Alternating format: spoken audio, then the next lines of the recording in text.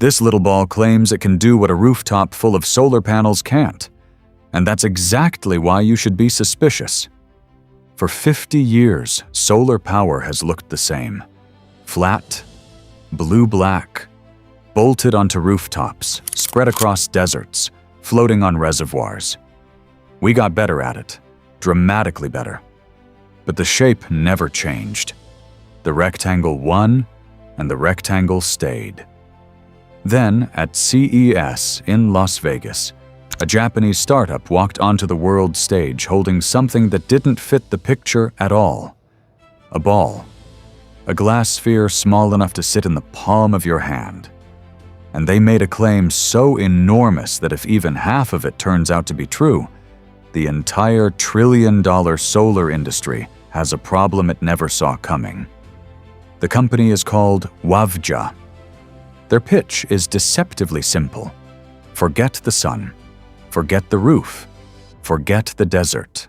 Their spheres, they say, can harvest energy from the light already inside your home. The lamp on your desk, the LEDs in your ceiling, the ambient glow of an ordinary room, and turn it into usable electricity. Not someday. Now. If that sentence made your heart beat a little faster, good. That means you're paying attention. But before you rush off to cancel your rooftop solar quote, I need you to stay with me. I'm going to do something most videos about this topic refuse to do. I'm going to separate 3 things that the internet has blended into an irresistible smoothie of hype. What is actually verified, what the company claims but has not publicly proven, and what is pure speculation. I'll tell you which is which every single time, out loud. And I promise you this: the answer we arrive at by the end is stranger and more interesting than either it's real or it's fake. Let's begin where every good mystery begins, with the thing everyone takes for granted. To understand why a glass ball is such a radical idea, you need to understand the machine it's trying to dethrone. The solar panel is one of the most successful inventions in human history, and almost nobody appreciates how strange its story is. The photovoltaic effect, the phenomenon where light striking a material knocks electrons loose and creates electrical current, was first observed in 1839 by a 19-year-old French physicist named Edmond Becquerel, tinkering in his father's laboratory. For over a century, it remained a curiosity, a parlor trick of physics. Then, in 1954, researchers at Bell Labs in New Jersey built the first practical silicon solar cell. It converted about 6% of the sunlight hitting it into electricity, and the New York Times declared it might mark the beginning of a new era. They were right. It just took 70 years longer than anyone hoped. Here is what's verified, settled, textbook physics. Sunlight is a stream of photons. When a photon with enough energy strikes a semiconductor like silicon, it can knock an electron free, engineer the material correctly, create what's called a p-n junction, and those freed electrons all flow in one direction. That flow is electricity. No moving parts, no fuel, no emissions at the point of generation. Just light in, current out. That's a solar panel, and it has been powering satellites since 1958, when Vanguard 1 became the first spacecraft to run on the sun. Now, the numbers, and I want you to actually hold on to these, because they are the skeleton key to this entire story. A typical commercial silicon panel today converts roughly 20 to 23% of the sunlight that hits it into electricity.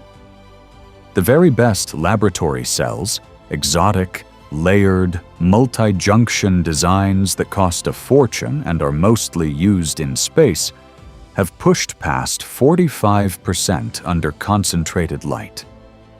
And there's a hard theoretical ceiling for a simple single-junction silicon cell, known as the Shockley-Queisser limit, sitting at about 33%.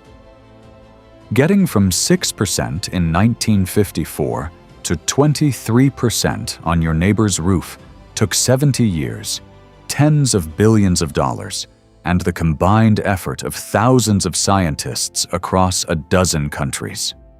That is the pace of real progress in photovoltaics. Slow, grinding, measured in single percentage points per decade. And one more verified number, the most important one in this video. Full, direct, midday sunlight delivers about 1,000 watts of light energy per square meter of ground. It's a fire hose of energy falling from the sky for free. Your indoor living room lighting? It is not a fire hose, it is a drip. Depending on the room, indoor ambient light typically delivers somewhere between 100 times and 10,000 times less energy than direct sun, often just a few watts per square meter, sometimes far less. Remember that. 1,000 times less, give or take. Write it on your hand, because that single fact is the trap that this entire story either escapes or dies in. So that's the incumbent, the flat rectangle, proven for 70 years, cheap beyond anyone's wildest predictions. And we'll get to just how cheap later, but fundamentally chained to the sun, useless at night, weak on cloudy days, nearly dead indoors. If someone could break that chain, they wouldn't just improve solar power, they would redefine where electricity comes from. Which brings us to Las Vegas. Every January, the Consumer Electronics Show turns Las Vegas into the world's biggest stage for technology. 200,000 square meters of exhibits, thousands of companies. And every year, out of all that noise, only a handful of products achieve escape velocity, the demo that gets filmed on 1,000 phones and beamed into 1 billion feeds. Wavja's Sphere was one of them. Here is what is verified about that moment. Wavja is a real company based in Japan, and it really did exhibit spherical devices it calls a photon energy system at CES, where the demonstrations drew genuine crowds, genuine media coverage, and genuine astonishment. In those public demos, small glass spheres, some just a few centimeters across, appeared to power screens and electronic devices under ordinary-looking indoor lighting. No visible wires to the wall, no sun in sight, just a ball, a light, and a working device.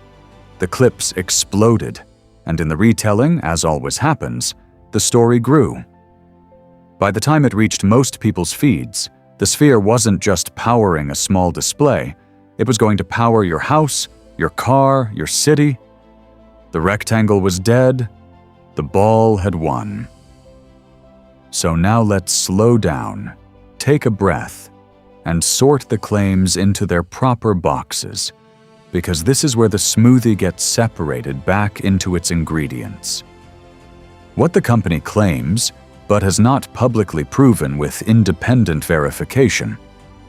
Wavja has stated that its technology achieves energy conversion performance vastly beyond conventional solar cells, with figures circulating in press coverage that sound almost science-fictional, the kind of multiples that would represent not an improvement on existing photovoltaics, but a leap over them entirely. The company has suggested its spheres could scale from powering small gadgets to appliances to homes and potentially far beyond. And it has indicated the secret lies in proprietary materials that respond to photons far more effectively than silicon does. Those are the claims. They come from the company and from coverage of the company. They may be true, partially true, or true only under narrow conditions. And here is what's missing. And I want to be very precise about this, because it's the crux of everything. As far as the public record shows, there is no peer-reviewed scientific publication laying out how these spheres work. There is no independent laboratory certification of their efficiency from the institutions that certify every other solar technology on Earth. There is no third-party teardown confirming what's inside the glass. The extraordinary numbers exist in company statements and press coverage, not in the verified scientific record. Now, that absence is not proof of fraud. Companies protect trade secrets. Startups stay quiet before patents are secured. There are innocent explanations. But in the world of energy technology, there is an iron rule that has never been broken. Real breakthroughs eventually walk through the front door of independent verification. Every single one. Because that's the only way anyone, investors, governments, customers, ever writes the big checks. A demo is not data. I need you to internalize that sentence, because it will protect you for the rest of your life, far beyond this one story. A demo tells you that something happened on a stage, under conditions chosen by the person running the demo. Data tells you why it happened, whether it can happen on your desk, at your scale, at a price you can afford, 10,000 times in a row. The history of technology is a graveyard of dazzling demos that never became data. And that history is worth 2 minutes of our time because it's the lens that brings this whole story into focus. In the 2010s, a project called Solar Roadways raised millions of dollars from an adoring internet on the promise of replacing asphalt with glass solar tiles that would power the nation. The physics said the panels would be flat on the ground, shaded by cars, covered in dirt, and absurdly expensive per watt. The physics won. The test installations produced a trickle of power, and the dream quietly dissolved. Around the same time, a startup promised a device that could pull abundant drinking water from desert air using only a fraction of the energy thermodynamics demands. It couldn't. Again and again, the pattern repeats. A beautiful object, a stage, a claim that makes the heart leap, and a silent, boring law of physics standing at the end of the road with its arms crossed.